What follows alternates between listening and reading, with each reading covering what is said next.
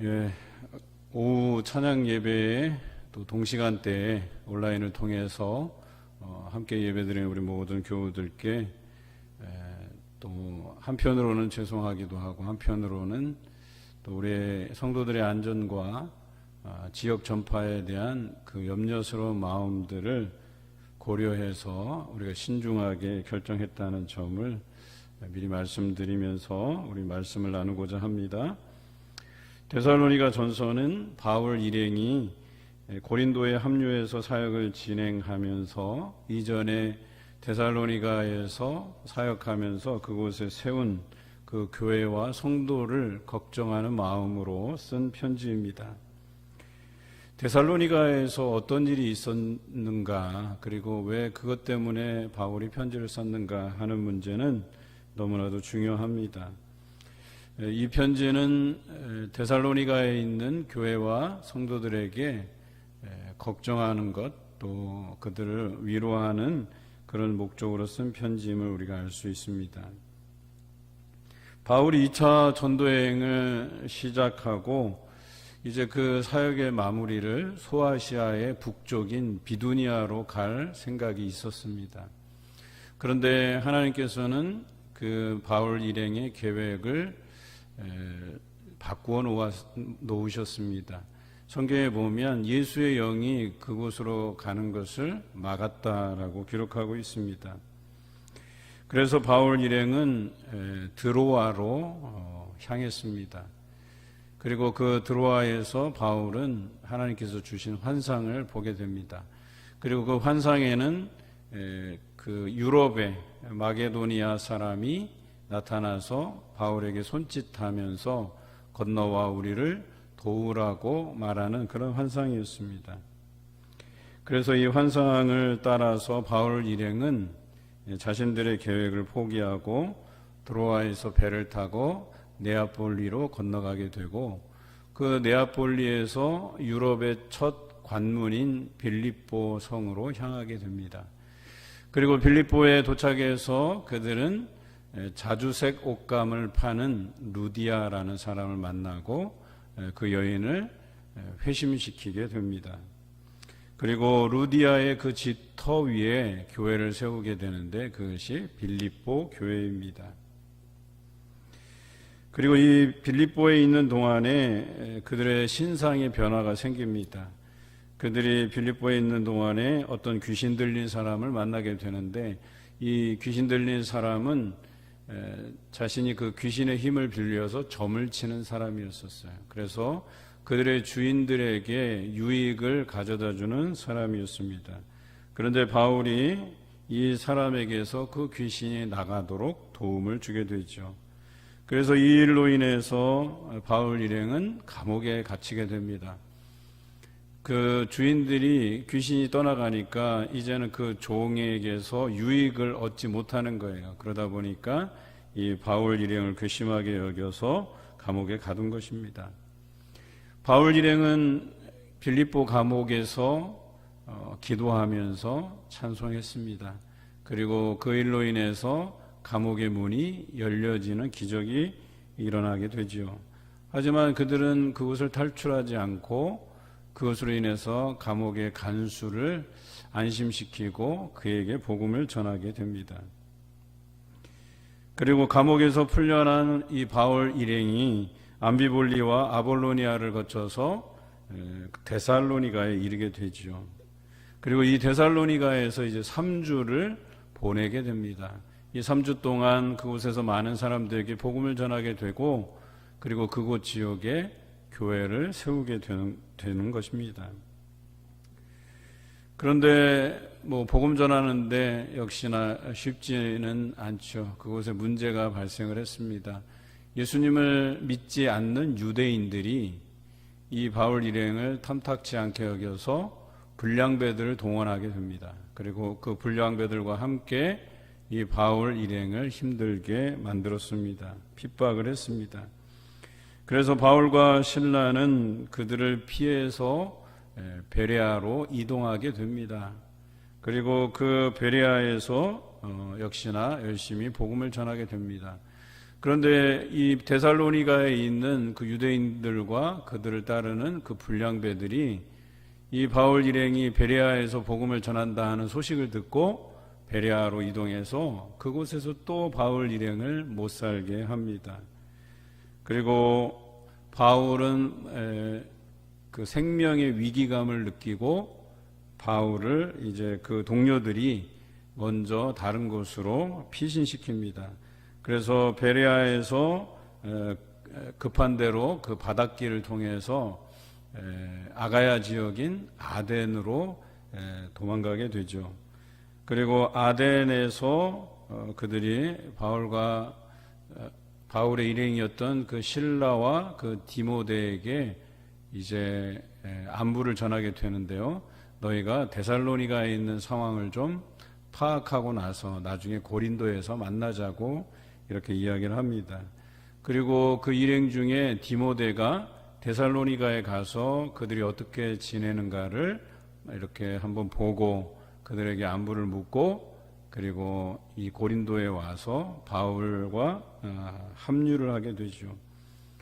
그렇게 바울 일행은 고린도에서 1년 6개월 동안 복음을 전하면서 그곳에서 편지를 쓰게 되는데 그 편지 중에 하나가 데살로니가 전서입니다. 그래서 이 데살로니가 전서는 데살로니가에 있는 성도들을 걱정하면서 그들이 그 믿음 가운데 그들이 그 어려운 환난과 핍박 또 궁핍함을 잘 견디고 있다는 디모데의 그 소식을 듣고 나서 그들을 격려하고 또 앞으로도 그들이 당하는 그 핍박에 대해서 잘 인내할 것에 대해서 그들을 위로하고 있다라고 하는 것이죠. 오늘 데살로니가 3장의 내용이 바로 그 내용입니다. 그래서 디모데를 통해서 이들이 믿음 가운데 그 궁핍함과 그 핍박을 잘 참고 견디고 있다는 소식을 듣고 너무나도 기뻐했습니다. 그러면서도 걱정이 되었습니다. 왜냐하면 여전히 그곳에는 바울 일행을 싫어했던 그 유대인들과 불량배들이 이 데살로니가와 베레아를 오가면서 지키고 서 있었기 때문에 그렇습니다. 무엇보다도 그들이 주 안에서 굳게 선 모습, 그것이 바울 일행에게 많은 위로가 되었습니다. 그래서 그들에게 격려하고 또 뿐만 아니라 뭔가 부족한 것이 있다면 그 부족한 것들을 추가적으로 권면하기 위해서 이 데살로니가 전서를 쓰게 된 것입니다. 그리고 그 부족한 것을 보충하기 위해서 이 편지를 썼는데 그 내용이 무엇인가가 바로 12절과 13절에 기록되어 있습니다. 또 주께서 우리가 너희를 사랑함과 같이 너희도 피차간과 모든 사람에 대한 사랑이 더욱 많아 넘치게 하사 너희 마음을 굳건하게 하시고 우리 주 예수께서 그의 모든 성도와 함께 강림하실 때에 하나님 우리 아버지 앞에서 거룩함에 흠이 없게 하시기를 원하노라 라고 쓰고 있죠. 이 내용은 두 가지를 그들에게 권면한 것입니다. 그 첫째가 사랑하는 것입니다. 예수님께서 우리를 사랑하신 것 같이 그래서 바울 일행도 그 예수 그리스도의 사랑을 힘입어서 데살로니가 교인들을 사랑했던 것처럼 너희도 피차간에 사랑하고 권면하고 그것으로 위로하고 위로를 받으라고 이야기하는 것입니다. 바울 일행은 데살로니가 성도들을 많이 사랑했습니다. 사실 그들이 무일푼으로 떠돌아다니면서 복음을 전하기 때문에 그 경비가 필요했을 것 아닙니까? 그런데 그들은 그 지역 사람들에게 그 경비를 빌려달라거나 혹은 얻어서 경비를 충당한 게 아니었습니다. 그들은 가는 곳마다 자신들이 그 경비를 충당하기 위해서 일을 했습니다. 열심히 일하고 그 번 돈으로 먹을 것을 구하고 그들이 거할 처소를 찾았다라고 하는 것이죠. 이것은 그 복음을 전하는 대상들에게 피해를 주지 않기 위해서 그들에게 폐를 끼치지 않기 위해서 그랬다는 것이죠. 그리고 그것은 사랑에서 우러나오는 마음이었다라고 하는 것입니다. 여러분, 사랑은 소극적인 사랑이 있고 적극적인 사랑이 있습니다. 소극적인 사랑은 적어도 남에게 피해를 주기 싫어하는, 그래서 남에게 피해를 주지 않기 위해서 노력하는 것, 이것이 소극적인 사랑이죠. 또 남을 배려하고 양보하는 것도 소극적인 사랑입니다. 또 남들이 싫어하는 것들을 삼가는 것도 그것도 소극적인 사랑이죠. 예를 들어서 이제 공공장소 같은 데에서 이렇게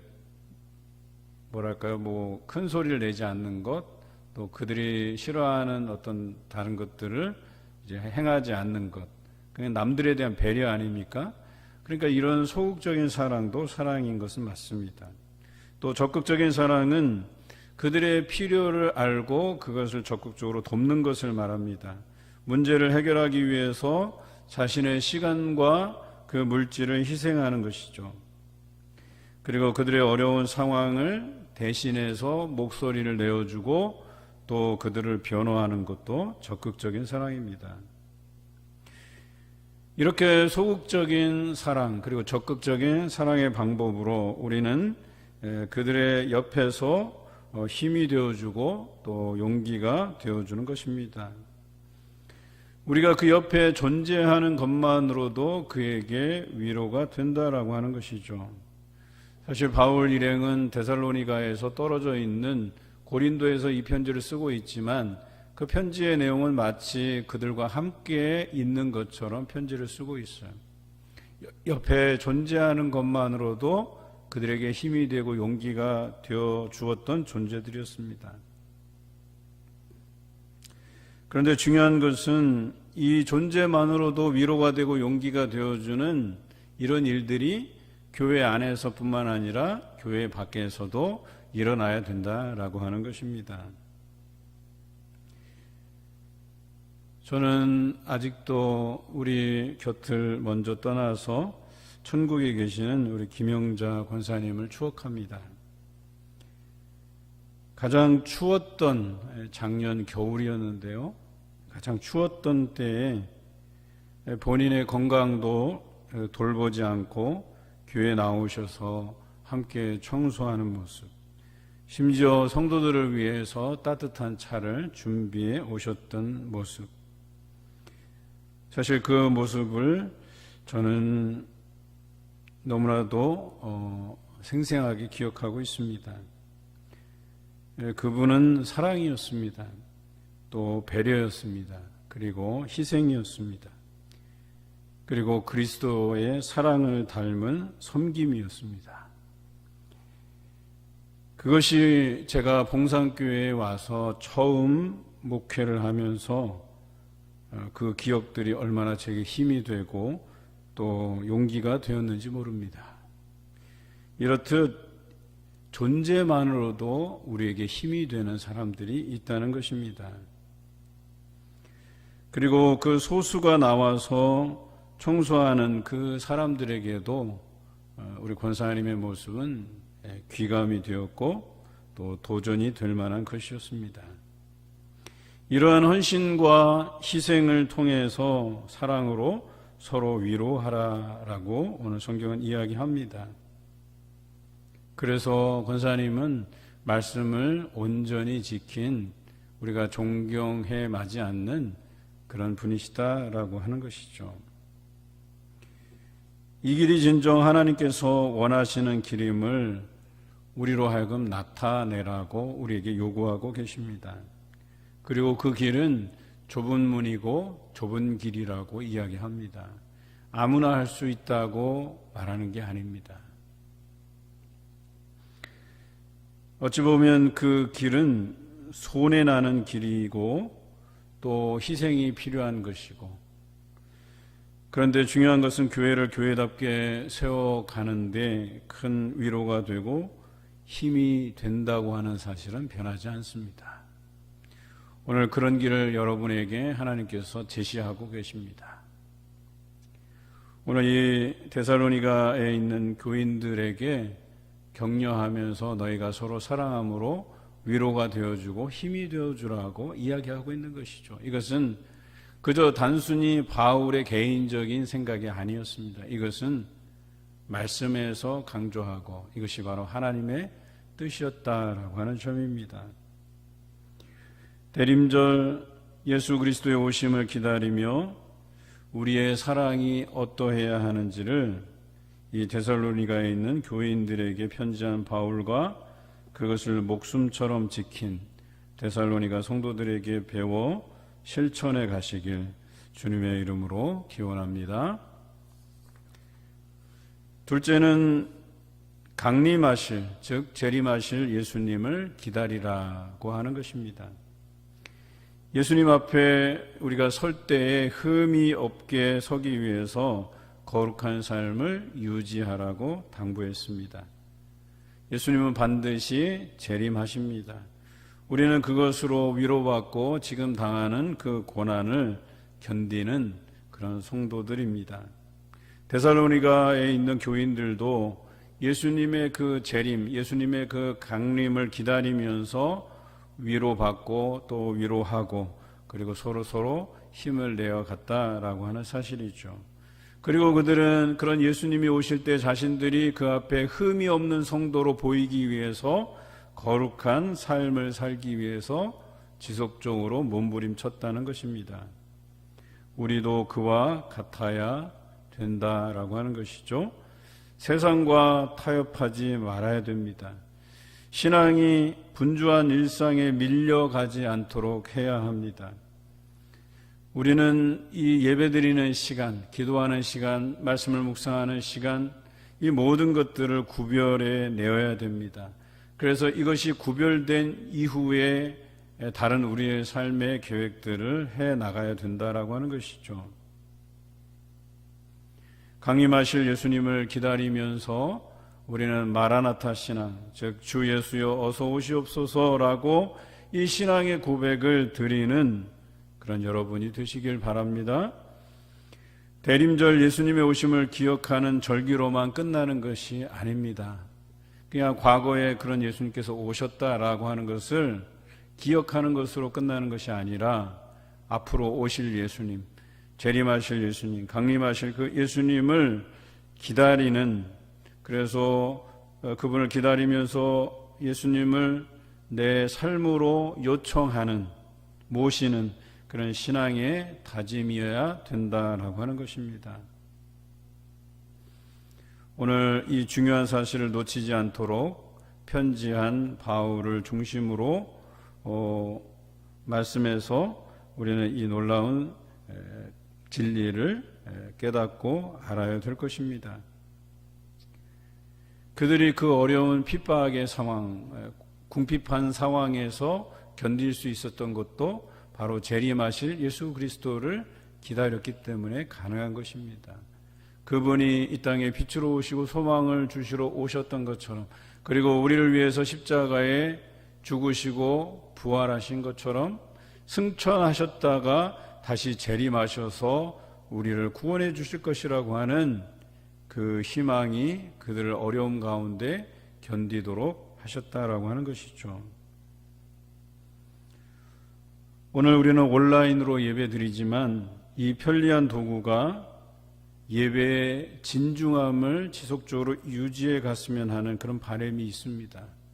예배를 가볍게 여기는 도구가 아니라 우리가 이 온라인이라도 예배 앞에 진중한 모습으로 서 있고 또 우리 삶과 생각과 마음의 중심이 오직 하나님께 있음을 나타내는 귀한 시간이 되기를 간절히 바랍니다. 이제 몇 가지 통계에 대한 부분들을 함께 나누고자 합니다. 코로나 기간 중에 참 불교나 기독교나 천주교나 다 마찬가지겠지만 특별하게 급격히 감소한 종교가 있어요. 그것이 불교입니다. 물론 불교의 비율이 높기도 하지만 이 코로나 기간 동안에 불교 신자들이 급감했다는 통계가 있습니다. 그래서 이유가 뭘까 여러 가지 분석이 있는데 저는 그 중에 하나를 필요할 때만 부처를 찾는 습관 때문이라고 보았습니다. 그러니까 그들은 우리같이 매번 이렇게 절에 가서 어떤 부처 앞에서 절을 하거나 이런 행위가 필요 없어요. 그러니까 자신이 내키는 대로 1년에 한 번도 안 갈 때도 있겠죠. 그러니까 뭐예요? 필요할 때만 부처를 찾아가는 거예요. 절간을 찾아가는 거예요. 그런데 교회도 마찬가지예요. 사실 교회에서도 매주 혹은 주중에 새벽 기도회부터 수요일 밤 예배까지 온전히 하나님께 예배드리며 기도하는 성도들이 많이 있지만 또 그렇지 못한 성도들도 있거든요. 그러니까 필요할 때만 하나님을 찾는 거예요. 그러니까 오랫동안 방학하다가 내가 좀 어려운 일을 만났어요. 내가 교회 가서 기도해야 되겠다라고 해서 그 필요를 따라 찾는 성도들도 있을 겁니다. 물론 그들을 탓하고 싶은 생각은 없어요. 그런데 한번 생각해 보시자는 거예요. 우리는 진짜 신앙이 필요한 거예요. 그리고 하나님과의 그 관계가 끊어지지 않기 위해서 날마다 노력하고 더 하나님께 나아가는 신앙이 필요하다는 것입니다. 교회의 다음 세대를 연구한 자료가 있습니다. 그런데 이 교회의 다음 세대가 감소하고 있다는 통계를 여러분들도 잘 아실 거예요. 그런데 이 나라에서 다음 세대들이 감소하는 일반적인 감소 비율이 있거든요. 그런데 교회 내에서 다음 세대가 감소하는 비율이 일반적인 비율보다 1.6배 높다라고 하는 것이 주목해 볼 만한 부분입니다. 그러니까 자연스럽게 다음 세대가 감소하는 수보다 그 비율보다 교회에서 이 교회를 떠나가거나 사라지는 그 다음 세대의 비율이 더 높다는 거예요. 그래서 우리는 이것을 심각하게 받아들이고 있습니다. 그리고 다음 세대들을 향한 사역이 코로나 이전보다 한 20%에서 30% 수준밖에 이르지 못한다는 통계가 있습니다. 거의 사역을 쉬고 기본적으로 예배드리고 또 공과 공부하는 그런 수준밖에는 안 된다라고 하는 것이죠. 이것 때문에 다음 세대들의 그 신앙이 약해져 가는 것은 분명합니다. 또 청소년들을 대상으로 설문조사를 했는데 하루 신앙생활을 한다고 생각하는 시간이 얼마나 되는가에 대한 질문을 던졌어요. 그런데 설문에 대답한 청소년들이 하루 5분도 채 안 되는 시간을 신앙생활을 한다라고 생각하고 있어요. 그러니까 5분 미만으로 자기는 그냥 세상 사람들과 별반 다르지 않게 살아간다는 거예요. 그리고 그 5분 이내의 시간들만 어찌 보면 우리가 밥상에 앉아서 하루 3번 기도하는 것, 또 자기 전에 일어나서 그 정도만 기도해도 5분은 충분히 넘길 텐데 그 5분도 채 안 되는 신앙생활을 하고 있다고 대답을 했습니다. 우리가 지금 온라인 예배를 드리고 있는데요. 온라인 예배에 대한 설문도 있습니다. 온라인 예배에 참여해서 그 참여한 사람 중에 44%는 예배 중에 다른 일을 병행한다고 돼 있어요. 그러니까 예배 실황을 틀어놓고 설거지도 하고 청소도 하고 밥도 먹고 이런다는 거예요. 한마디로 거의 절반에 가까운 사람들이. 모르겠어요. 지금 우리 온라인 예배에 참여하시는 분들이 제가 이 이야기를 해서 마음에 이 찔림이 있는 분들도 더러 계실 거라고 봐요. 우리 성도들이 100% 여기에 해당하지 않는다고 말할 수 없을 것 같아요. 코로나 이후에 신앙생활이 소홀해졌다고 대답한 사람이 무려 53%나 된다라는 답을 했습니다. 신앙생활이 소홀해지다 보니까 크리스천 가정에서 자라난 자녀들에게도 자연히 영향을 미치게 되죠. 크리스천 가정의 자녀들 중에 42%가 주일 예배를 드리지 않거나 아니면 가끔씩 드린다라고 대답을 했습니다. 또한 이런 가정에서 자녀들을 기독교 교육을 시키는 것이 너무나도 중요한데, 신앙교육을 하는 것이 중요한데, 기독 학부모들 중에 50%는 자녀를 어떻게 교육할지를 모르겠다라고 대답했다고 합니다. 그리고 50% 중에서, 그러니까 나머지 자녀 교육 방법에 대해서 알지만 그 자녀 신앙 교육을 위해서 특별히 훈련받거나 한 사람은 27%에 불과했습니다. 그런데요, 그러면 그 사람들이 다 훈련에 대한 필요성을 못 느끼느냐? 그렇지 않다는 거예요. 성도들 중에 절반은 신앙교육에 대한 방법을 모르거나 하지만 그 신앙교육에 대한 필요성은 82%가 느낀다라고 대답을 했습니다. 그러니까 상당히 많은 사람이 필요성은 느끼지만 어떻게 교육할지를 모르거나 아니면 받는 그런 기회가 없었다고 이야기하는 거예요. 우리 공산교회에서는 올해 초에 봄에 기독 학부모 교실을 열었습니다. 그래서 몇 주간에 걸쳐서 모여서 함께 교육을 받고 또 줌이라는 열악한 환경에서지만 그래도 열심히 배웠던 기억이 있습니다. 그런데 놀라운 것은 그 크리스찬 가정의 자녀들 중에서 자신들이 가정에서 그런 신앙훈련을 받아야 된다라고 대답한 자녀들은 무려 63%나 됩니다. 그러니까 자녀들도 필요성을 느끼고 있는데 부모가 그 신앙교육에 대해서 소홀히 할 때가 있다라고 얘기하는 겁니다. 그리고 코로나로 인해서 그 가정에서 신앙교육을 할 때 영향을 미치는 사람이 누구냐라고 대답했을 때 자녀들은 1위가 어머니, 2위가 아버지라고 대답했어요. 그런데 특이한 점은 아버지가 순위 안에 들었다는 거예요. 전에는 아버지가 순위 2위가 아니라 목회자보다 더 뒤쳐져 있었어요. 그런데 지금은 목회자보다 아버지가 더 신앙훈련에 필요한 존재로 각인되고 있어요. 그러니까 이 코로나의 상황이 많은 것을 변화시켰죠. 어머니는 부동의 1위고 그런데 거기에 2위도 아버지라는 사실을 우리가 잊지 않아야 되겠습니다. 부모가 중요하다는 설문의 결과이기도 하죠. 그런데 자녀들도 63%나 되는 자녀들이 가정에서 신앙교육이 필요하다고 생각하는데 우리 부모들은 거기에 대한 책임을 다하지 못하고 있다는 사실이죠. 그런데 이런 코로나 상황에서도 어느 교회는 이 가정 예배에 대해서 힘을 쏟고 이 가정에서 예배나 또 신앙교육을 할 수 있는 그런 툴을 만들어서 제공하는 그 교회에서 설문에 대답하기를 이 가정에서의 신앙적 도움을 얻는다는 표현이 8%에서 무려 27%까지 상승을 했습니다. 아직까지 대한민국의 많은 교회들이 가정에서 예배드리고 또 가정에서 신앙교육을 할 수 있는 그 시스템이 잘 마련되어 있지 않아요. 콘텐츠가 부족해요.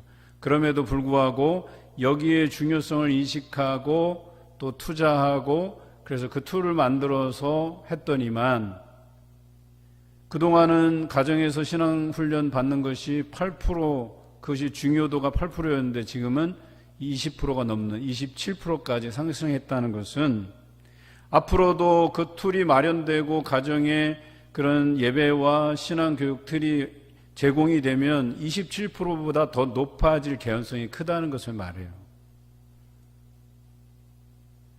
올해 저희는 정책당회를 통해서 이 가정 예배와 또 가정에서의 신앙생활의 중요성을 인식하고 내년에 우리가 스튜디오를 개설하고 그 스튜디오에서 여러 가지 콘텐츠를 제작하고 또 제작한 것을 통해서 가정으로 흘려보내서 가정 예배를 드리게 하고 또 가정에서 신앙교육을 할 수 있는 그런 콘텐츠를 또 마련하려고 합니다.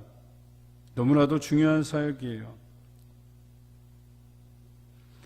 주일 예배나 가정 예배 드리는 자녀들의 긍정적 지표가 높다는 사실도 새롭게 발견을 했습니다.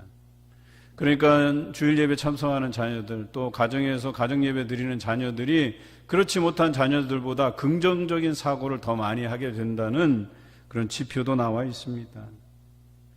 또한 코로나 이후에 다음 세대를 위해서는 가정 예배를 강화해야 되고 소그룹 교육을 강화해야 된다는 의견이 절대적입니다. 사실 여러분들은 그런 신년 목회 전략 세미나에 다녀볼 기회가 잘 없어서 이 교회의 흐름들을 잘 이해하지 못할 수도 있습니다. 그런데 지금 수년 동안 이 이야기들이 계속해서 나오고 있어요. 아니요, 나올 뿐만 아니라 그 중요도가 점점점 더 그 비율이 높아져 가고 있다는 사실이에요. 우리가 결코 이것을 흘려보내서는 안 된다는 거예요. 이것을 인식하고 준비하고 또 교회는 그런 툴을 제공해야 되는 그 필요가 있다는 거예요. 그렇지 않으면 다음 세대를 놓칠 수도 있다라고 이야기하는 것입니다.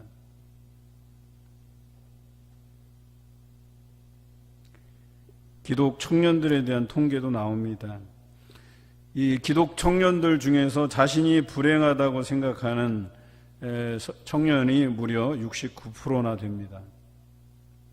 그리고 그들의 인생에서 가장 중요한 것이 무엇이냐라고 물었을 때에 돈이 가장 중요하다라고 대답한 청년이 92%입니다. 코로나 이후에 질적으로 이 신앙 생활뿐만 아니라 자신의 그 믿음이 현격하게 감소되었다라고 하는 그 생각을 가진 계층이 바로 청년 계층입니다. 청년들이 심하게 흔들리고 있습니다. 어쩌면 이대로 젊은이들, 우리의 가정의 자녀들을 방치해 놓았다가는 우리는 교회의 미래를 예상할 수 없게 될 수도 있습니다. 교회에 출석하는 청소년들과 청년들을 합해서 이런 질문을 드렸어요. 10년 후에 너희가 교회를 나가게 될 거라고 생각하는가? 그런데 청소년들과 청년들 중에 무려 33%가 그렇지 않다라고 대답했습니다. 이 이야기를 제 아들인 충곤이한테 얘기했더니 아빠, 제가 생각하기에는 그 비율이 그거보다 더 높을걸요. 제가 아는 한에서는 이런 얘기를 해요. 그리고 자신이 이쪽으로 이 지역으로 오기 전에 이사 오기 전에 살았던 지역에 여러 신앙 친구들이 있는데 지금 생각해 보면 그들 중에서 벌써 떨어져 나간 자기 친구들도 있다는 거예요. 교회를 떠난 친구들이 있다는 거예요. 왜 이런 일들이 일어났을까? 그래서 긍정적인 요인과 부정적인 요인을 한번 조사해 봤어요. 청년들에게, 청소년들에게 자기가 교회에 남아있게 되는 그 긍정적인 요소가 무엇이냐라고 물었습니다. 여러분, 무엇일까요? 1위는 교제였습니다. 교회에서 여러 가지 행사들도 하고 만남도 이어지고 사람과의 만남도 이어지고 친구랑 만나고 동료들과 대화하고 차 마시고 뭐 이런 소소한 교제들이 그들이 교회에 남아있게 하는 원인 1위라고 이야기합니다. 그리고 2위는 이것입니다. 교회가 이웃과 사회에 대해서 그 책임을 다하는 모습을 볼 때 교회에 남게 된다라고 이야기합니다. 우리가 어제 제1회 러브 메신저 사랑을 배달하는 사람들 행사를 가졌어요. 라면 130박스를 나누었어요. 이것은 우리가 예수 그리스도께서 우리를 사랑하시는 그 사랑을 그냥 우리 손에서 끝내는 게 아니라 우리도 그 사랑을 지역사회로 흘려보내야 되겠다 하는 생각을 가지고 이웃에 대해서 사회에 대해서 그런 책임을 가지고 행한 사역이었습니다. 그런데 놀라운 것은요, 이런 사역이 교회에 있을 때에 청소년들과 청년들이 교회에 남고 싶다는 생각 2위를 차지했다는 사실입니다. 그런데 청소년들과 청년들이 교회를 떠나가는 이유도 있지 않습니까? 그 1위가 무엇인지 아십니까? 지도자들의 권위주의적인 태도라고 나왔습니다. 여기서 말하는 지도자는 목회자인 저를 비롯해서 부서의 일을 감당하는 교육자들, 또 교사들, 또 교회 어른들을 다 통칭하는 거예요. 예를 들자면 이런 거죠. 아이들도 자신이 주체적인 인격체로서 독립적인 인격체로서 할 말을 할 수가 있어요. 요즘 청소년들은 얼마나 똑똑한지 몰라요. 자기 의견을 선생님들에게나 교육자들에게 잘 이야기해요. 부모들에게도 잘 표현하고 설명해요. 그런데 우리가 부모라는 권위로, 선생이라고 하는 권위로, 목회자라고 하는 권위로 그들을 찍어 누르고, 야, 무슨 그렇게 잔소리가 많아, 그냥 따라오라면 따라올 것이지 라고 이야기하는 것이 바로 권위주의적인 태도입니다. 이들은 좀 돌아가더라도 그들의 이야기를 경청해 주기를 바라요. 존중해 주기를 바라요. 들어주기를 바라요. 그리고 어려운 것이라도 함께 고민하기를 바라요. 그것이 우리 교회의 문제라고 지적하는 청소년들과 청년들이 많다고 이야기하는 것입니다. 두 번째 요인은 이렇습니다. 시대의 흐름을 쫓아가지 못하는 그 교회의 고리타분함이라고 이야기해요. 일명 여러분 꼰대라는 표현을 들어보셨죠? 예, 교회에 꼰대가 많다는 거예요. 자기가 어른이니까 어른 이야기 들으라고 일방적으로 이야기하는 거예요. 여러분 요즘 청소년 청년들은요, 어른에 대한 존경심이 잘 없어요. 그런데 그것이 그들의 탓이냐? 그렇지 않다는 거예요. 우리 어른들이 일방적인 소통을 강요하기 때문에 우리 청소년들은 부모님과 대화하고 싶고 선생님들과 따뜻한 사랑의 교제를 나누고 싶고 목회자의 도움을 받아서 격려를 받고 위로받기를 원하지만 그들의 꼰대스러운 태도들 때문에, 일방적인 소통들 때문에 그들은 대화하기를 거절하고 있다라고 하는 거예요. 그것이 교회를 떠나가는 두 번째 요인이 됐다라고 설문에서 대답을 했습니다. 여러분, 교회는 위기에 직면해 있습니다. 하지만 제가 이 이야기를 드리는 것은 교회가 소망이 없다고 하는 그 이야기를 드리는 것이 아니에요. 위기는 하나님께서 주신 기회예요. 우리가 이런 통계를 모른다면, 이런 상황들을 모른다고 하면 문제가 될 만해요. 암울하죠. 이유도 모르는데 우리의 다음 세대들이 교회를 떠나가고 있고. 그런데 이 설문들이 꾸준히 조사가 되고 발표가 되고 우리가 어떤 문제에 대해서 귀 기울여야 되는지에 대해서 경종을 울리는 것이 될 수만 있다면 저는 교회가 새로워질 수 있다고 믿습니다. 무엇으로 새로워지나요? 복음으로 새로워지는 것입니다. 교회를 이루는 성도가 어떻게 새로워지느냐, 복음으로 어떻게 새로워지느냐의 그 문제를 가지고 우리 교회들의 향후 10년의 방향이 결정된다라고 이야기하는 것입니다. 저는 부서를 맡을 때나 또 한 교회를 맡아서 이렇게 목회를 할 때나 이 12월은 우리에게 있는 여러 가지 문제들에 대해서 심사숙고하고 이 문제를 어떻게 해결해 나갈 것인가, 어떻게 수정해 나갈 것인가 하는 그런 기간으로 삼습니다. 적어도 이 남은 기간들 함께 공감하고 새롭게 바꾸어 나감으로 주 안에서 굳게 서가는 우리 교회와 성도들이 되어 가시길 주님의 이름으로 기원합니다.